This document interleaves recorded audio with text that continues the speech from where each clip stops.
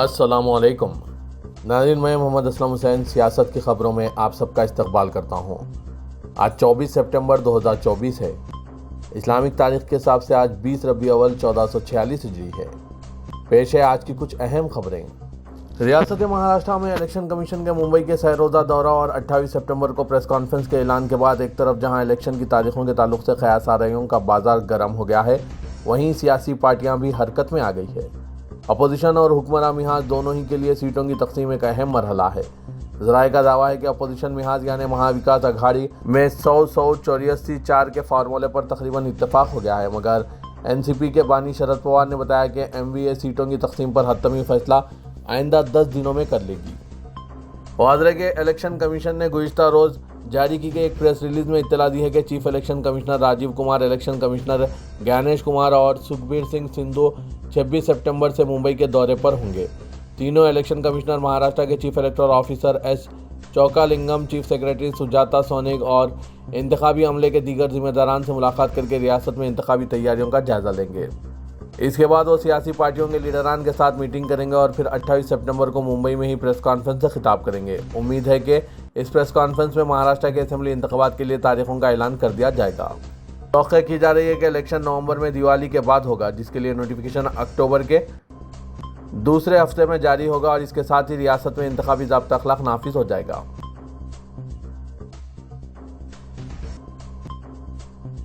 हज committee of India ने एक बार फिर सूबाई हज कमेटियों और आज़मीन हज के शदीद मुतालबे पर हज दरख्वास्त फॉर्म जमा करने की तारीख में 30 सितंबर तक तोसी कर दी है।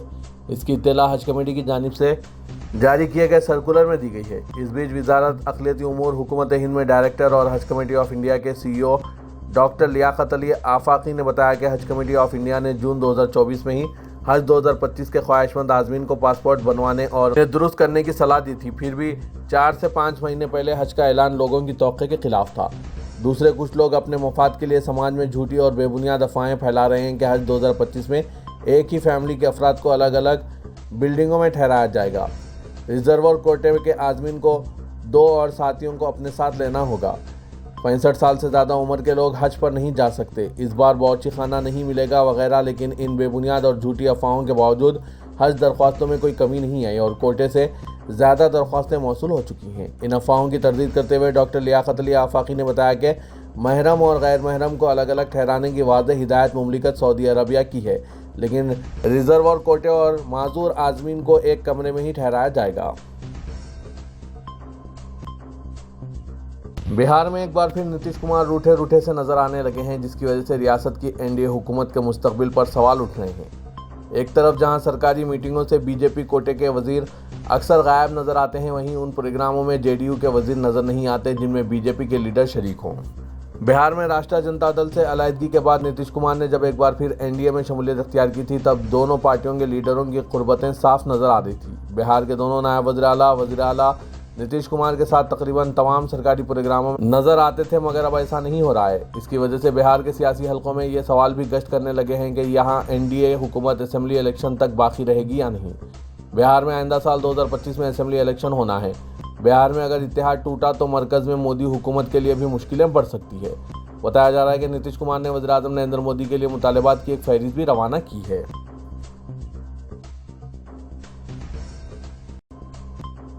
शान रिसालत सल्लल्लाहु अलैहि वसल्लम में गुस्ताखी पर महाराष्ट्र हुकूमत की जानिब से खातियों के खिलाफ अदम कार्रवाई पर कुल हिंद मजलिस इत्तेहादुल मुस्लिमीन महाराष्ट्र यूनिट की जानिब से एक तारीखी साज रैली औरंगाबाद से मुंबई रवाना हुई। साबिक़ रुकन पार्लियामेंट व सदर मजलिस महाराष्ट्र सैयद इम्तियाज़ जलील की क़यादत में हज़ारों की तादाद में कारों का काफ़िला मुंबई रवाना हुआ। बारिश के बावजूद हज़ारों की तादाद में गाड़ियों का काफ़िला मुंबई के लिए रवाना हुआ। मुंबई हाईवे पर कई किलोमीटर तवील मजलिस की एहतजाजी रैली के सबब रियासती इंतजामिया हैरान रह गई। रैली में तमाम कारों पर तिरंगे परचम लहराए जा रहे थे। रैली में शरीक लोग नारे तकबीर, अल्लाहु अकबर, नारे रिसालत, या रसूलुल्लाह, लब्बैक लब्बैक या रसूलुल्लाह की सदाएं बुलंद कर रहे थे। रैली के सबब कई किलोमीटर तक सिर्फ गाड़ियां ही गाड़ियां नजर आ रही थी। इम्तियाज़ जलील की रैली के आगाज़ के साथ ही इसमें शमूलियत अख्तियार करने महाराष्ट्र मजलिस के दीगर जिम्मेदारान सैयद मोइन और वारिस पठान साबिक़ रुकन असेंबली के अलावा दीगर कायदीन अपने साथ रैलियां लेकर मरकज़ी रैली में शामिल हो गए। महाराष्ट्र में यह सबसे बड़ी रैली बताई जा रही है। सैयद इम्तियाज़ जलील ने बताया कि असदुद्दीन ओवैसी सदर कुल हिंद मजलिस इत्तेहादुल मुस्लिमीन और रुकन पार्लियामेंट हैदराबाद असदुद्दीन ओवैसी की हिदायत पर यह एहतजाजी रैली चलो मुंबई निकाली गई है। उन्होंने रैली के दौरान सहाफ़ियों की जानिब से सवालात पर कहा कि बहुत अफसोस के साथ ये कहना पड़ रहा है कि महाराष्ट्र में जात पात, धर्म और मजहब की बुनियाद पर दीवारें खड़ी की जा रही है। सोशल मीडिया पर खुलेआम मुसलमानों को गालियां दिए जा रहे हैं। बात शरपसंद धमकी दे रहे हैं कि हम मस्जिदों में घुसकर मारेंगे। उन्होंने सवाल किया कि ये धमकियां क्रिमिनल एक्ट में नहीं आती है। इम्तियाज़ जलील ने कहा कि शान रिसालत में गुस्ताखी के खिलाफ सैकड़ों की तादाद में FIR दर्ज करवाई गए, लेकिन महाराष्ट्र हुकूमत कोई कार्रवाई नहीं कर रही है। इम्तियाज़ जलील ने कहा कि गुस्ताख रामगिरी के खिलाफ कार्रवाई के बजाय चीफ मिनिस्टर महाराष्ट्र एकनाथ शिंदे इसकी तायीद कर रहे हैं।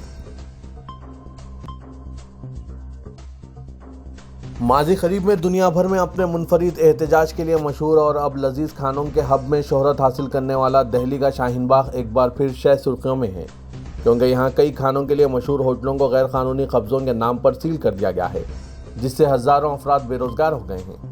ज़राए के मुताबिक खाने के जिन होटलों को सील किया गया है उनमें सलमान बिरयानी, जावेद नहारी, आलम बिरयानी वगैरह शामिल हैं।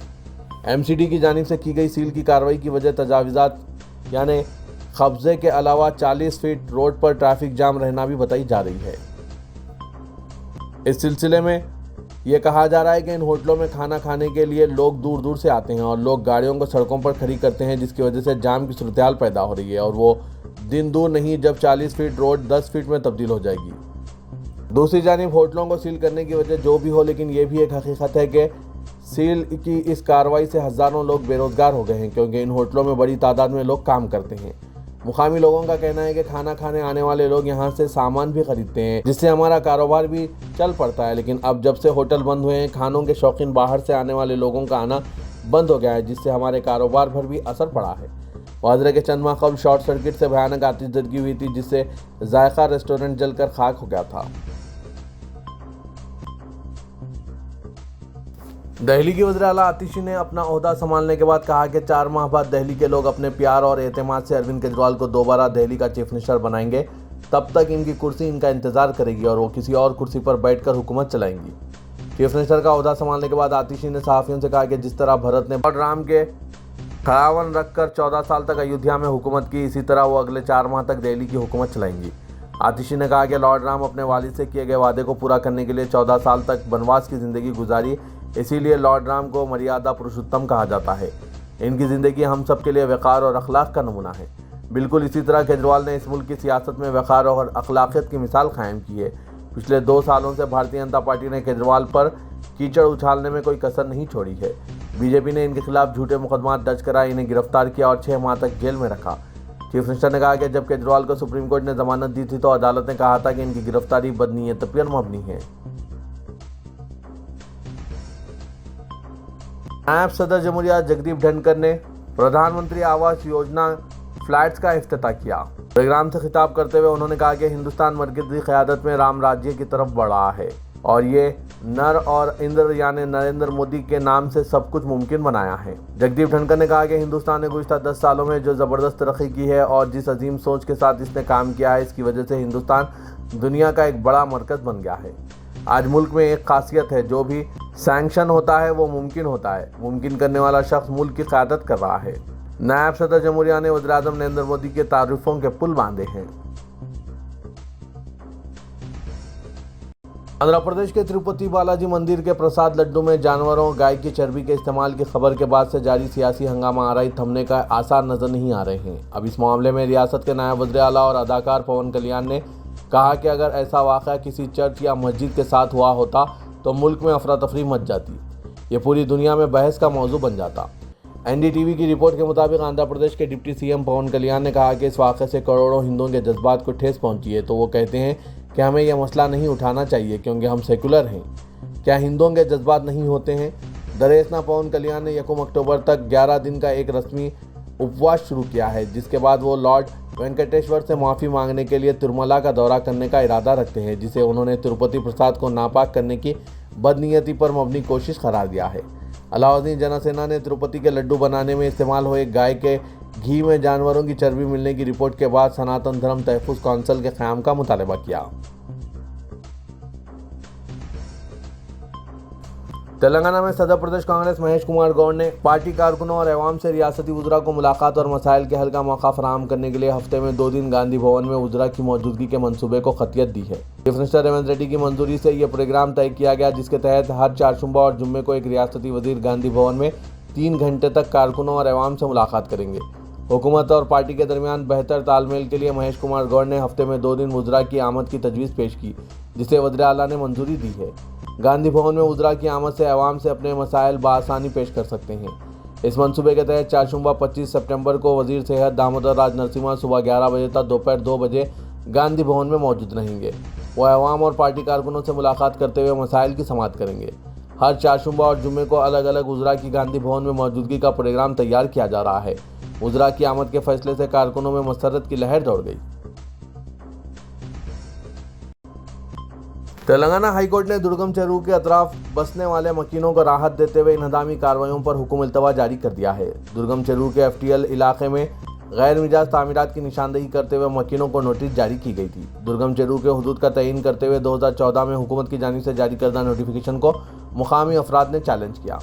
चीफ जस्टिस आलोक अराधे की ज़ेर क़यादत बेंच ने दरख्वास्त को कबूल करते हुए इन्हदामी कार्रवाई पर रोक लगा दी है। अदालत ने हुकूमत को हिदायत दी है कि FTL के मुतासरीन के एतराज़ात की समाअत की जाए। मुकामी अफराद से कहा गया है कि वह अंदरून 1 हफ्ता दुर्गम चेरू प्रोटेक्शन कमेटी के रूबरू पेश होकर अपने एतराज़ात दाखिल करें। अदालत ने हुकूमत को 6 हफ्ते की मोहलत दी है ताकि दुर्गम चेरू के FTL हुदूद का तयन किया जाए। तेलंगाना के वज़ीर आला रेवंत रेड्डी ने रियासत में हर खानदान को डिजिटल कार्ड जारी करके लाही अमल को तैयार करने की हिदायत दी है। इस सिलसिले में 1 स्टेट 1 डिजिटल कार्ड जारी करने का मशवरा दिया। डिजिटल कार्ड की इजराई के सिलसिले में सेक्रेटरीट में चीफ मिनिस्टर रेवंत रेड्डी की सदारत में एक इजलास मुनक़िद हुआ, जिसमें वज़ीर सेहत दामोदर राज नरसिम्हा, वज़ीर सिविल सप्लाईज उत्तम कुमार रेड्डी के अलावा महकमा सेहत के आला अहदेदार भी मौजूद थे।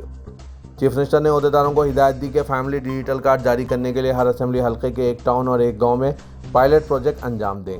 1 स्टेट 1 डिजिटल कार्ड के तरीक़ेकार पर यह कार्ड होना चाहिए, जिसमें राशन, हेल्थ सर्विस के अलावा वेलफेयर स्कीमात भी शामिल किए जाएँ।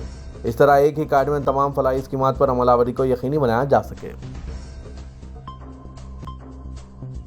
हैदराबाद में तालाबों और नहरों के FTL व बफर जोन में गैर मिजाज तामीरात को मुनज़्ज़म करने के लिए तश्कील शुदा हैदराबाद डिज़ास्टर रिस्पॉन्स और assets monitoring and protection Hydra ने अपने ऑपरेशंस में शिद्दत पैदा कर दी है। हैदरा की इन्फोर्समेंट टीमों ने माधापुर के कावेरी हिल्स पार्क में गैर मिजाज शेड्स मुनज़्ज़म कर दिए। क़ब्ल कावेरी हिल्स एसोसिएशन ने भी पार्क में स्पोर्ट्स अकेडमी के ताल्लुक से शिकायत की थी। हैदरा के अहदेदारों ने स्पोर्ट्स अकेडमी के ढांचे को मुनज़्ज़म कर दिया। बादशाह वहां कावेरी हिल्स पार्क का बोर्ड आवेदन कर दिया गया।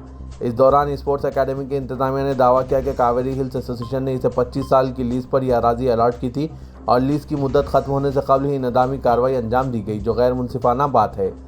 दूसरी जानिब हैदरा के ज़राए ने दावा किया है कि दस्तावेजी सबूत की बुनियाद पर ही गैर मिजाज और गैर कानूनी ढांचे मुनज़्ज़म किए जा रहे हैं और इस सिलसिले में कोई दबाव कतई कबूल नहीं किया जाएगा। तेलंगाना स्टेट अखिलती कमीशन ने जेन्युइन फसादात के सिलसिले में जिला कलेक्टर और सुपरिटेंडेंट पुलिस जिला कमरंभीम आसिफाबाद को दोबारा हिदायत दी है कि वो जेन्युइन के फ़िरक़ाराना वाक़यात के दौरान जो नुकसानात पेश आए इनका दोबारा तखमीना लगाते हुए नुकसानात की तफसीलात, दुकानात को जो नुकसान पहुँचा, जो गाड़ियाँ तबाह हुई, जो मजहबी मुकामात तबाह हुए, इनकी मुकम्मल तफसीलात अखिलती कमीशन को रवाना की जाए। अखिलती कमीशन ने जिला कलेक्टर और सुपरिटेंडेंट पुलिस कमरंभीम आसिफाबाद से कहा है कि मुतासरा मुस्लिम तंजीमों ने जेन्युइन मंडल आसिफाबाद के फसाद के वाक़े में अखिलती कमीशन से नुमाइंदगियाँ की है। इनकी तफसीलात जिला कलेक्टर और SP आसिफाबाद की रिपोर्ट से मेल नहीं खाती है। तेलंगाना स्टेट अखिलती कमीशन के सदरनशीन तारिक अंसारी ने जेन्युइन के फ़िरक़ाराना वाक़यात के सिलसिले में जिला कलेक्टर व SP जिला कमरंभीम आसिफाबाद से इस सिलसिले में बात करते हुए कहा कि कमीशन इन रिपोर्ट्स पर अदम इत्मीनान का इजहार करता है। सदरनशीन अखिलती कमीशन ने जिला कलेक्टर और SP आसिफाबाद को हिदायत दी कि वो नुकसानात का दोबारा तखमीना लगाते हुए तफसीली रिपोर्ट पेश करें। भारत राष्ट्र समिति के कई अरकान असेंबली को पुलिस ने गांधी हॉस्पिटल पर उस वक्त गिरफ्तार कर लिया जब जच्चा और शेरख्वार बच्चों की अमवात की तहकीकात के लिए पहुंचे थे। साबिक रुकन असेंबली M आनंद और रुकन असेंबली K संजय को अस्पताल में दाखिल होने से रोक दिया गया। बाद पुलिस ने इन्हें गिरफ्तार कर लिया। साबिक वज़ीर सेहत राजैया को ओल्ड MLA क्वार्टर्स पर उस वक्त गिरफ्तार कर लिया गया जब वो गांधी हॉस्पिटल जाने की कोशिश कर रहे थे। रुकन assembly P Rajeshwar Reddy jubilee hills में इनके मकान पर नज़रबंद कर दिए गए। गांधी हॉस्पिटल में उस वक्त कशीदगी पैदा हो गई जब BRS के अरकान असेंबली हामिला खातून और शेरख्वार बच्चों की अमवात की मुबैना इजाफी तहकीकात के लिए पहुंचे थे, जिन्हें पुलिस ने अंदर दाखिल होने से रोक दिया। BRS हैदराबाद के सदर और रुकन असेंबली M गोपीनाथ को भी गांधी अस्पताल में गिरफ्तार किया गया।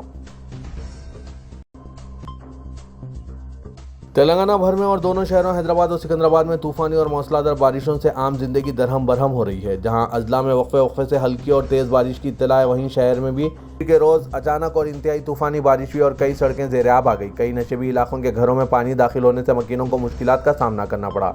कई घरों में साजो सामान को नुकसान पहुंचा और लोग घरों से बाहर पानी फेंकने पर मजबूर हो गए। सुबह की अवलिन सातों में तकरीबन 1 घंटे तक मूसलाधार बारिश की वजह से सूरत-ए-हाल अबतर हो गई थी।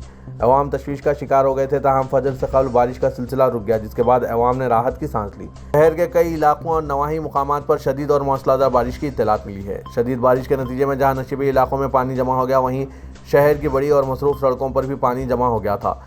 सड़कें झील का मंजर पेश कर रही थी। पानी के शदीद बहाव की वजह से ट्रैफिक की आमद-ओ-रफ्त मुतासिर हुई और कई मुकामात पर ट्रैफिक जाम की सूरत-ए-हाल पैदा हो गई। जनाब आमिर अली खान रुकन कानून साज कौंसिल की जनगांव आमद पर सदर जमात उलमा जनगांव ज़िला व मुमताज़ आलिम दीन मौलाना हाफिज़ मोहम्मद अब्दुल हफीज़ कासमी ने मुलाकात की। मौलाना ने इनके हक़ में दुआ खैर की और तेलंगाना हुकूमत में इन्हें जल्द अज जल्द काबीना में शामिल करने के लिए भी दुआ की। मौलाना अब्दुल हफीज़ कासमी ने जनाब आबिद अली खान, जनाब ज़हीरुद्दीन अली खान के हक़ में मग़फ़िरत की दुआ की और जनाब जाहिद अली खान एडिटर सियासत की सेहत व तंदुरुस्ती के लिए दुआ की।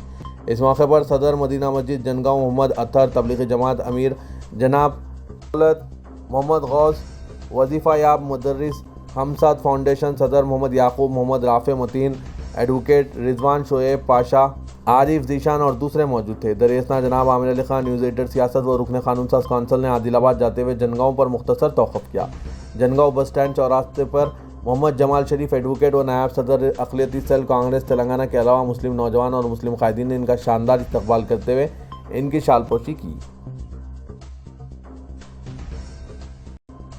तेलंगाना के वज़ीर-ए-आला रेवंत रेड्डी की हिदायत के बाद सिटी पुलिस कमिश्नर CV आनंद ने प्रिंसिपल सेक्रेटरी बल्दी नज़्म-ओ-नस्क और शहरी तरक्यात दाना किशोर के साथ GHMC, हैदरा, HMDA, रचाकुंडा और साइबराबाद पुलिस कमिश्नर्स और दीगर ओहदेदारों का एक आला सतही इजलास तलब किया, जिसमें मुसलसिल अचानक और मूसलाधार बारिश के दौरान सड़कों और अहम जंक्शनों पर ट्रैफिक इंतजामात को बेहतर बनाने और अवामी सलामती को यकीनी बनाने के लिए तालमेल को फ़रोग़ देने और फौरी असर के साथ तैनाती पर जोर दिया। इजलास में तमाम ओहदेदारों से फौरी तौर पर रद्द-ए-अमल देने पर जोर दिया गया। अहम जंक्शनों पर दरकार इक़दामात को फौरी असर के साथ रूब-ए-अमल लाने पर इत्तफ़ाक़ किया, जिनमें मौसम की पेशकयासी, इलामिया की तरसील और फौरी तौर पर ट्रैफिक के रुख को मोड़ने, पानी के जमा न होने देने और बहाव को बेहतर बनाने के इक़दामात शामिल हैं।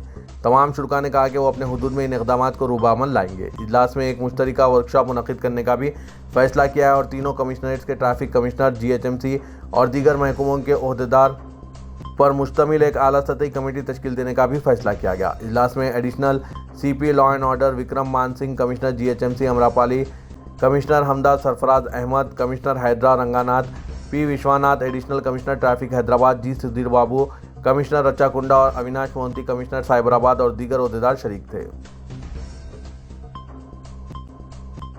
मौजूदा दौर में कंप्यूटर की वाक़फ़ियत बेहद ज़रूरी है। इसके साथ साथ आज के इस कंपटीशन के दौर में IT से मरबूत कोर्सेज सीखना भी नौजवानों और तालीम याफ्ता अफराद के लिए बेहद ज़रूरी तस्वुर किया जाने लगा है, क्योंकि आज के इस कंपटीशन दौर में IT से मरबूत होना ज़रूरी है। IT सेक्टर में मांग को देखते हुए इदारे सियासत ने पाइथन फुल स्टैक डेवलपमेंट के कोर्स का आगाज़ अमल में लाया है।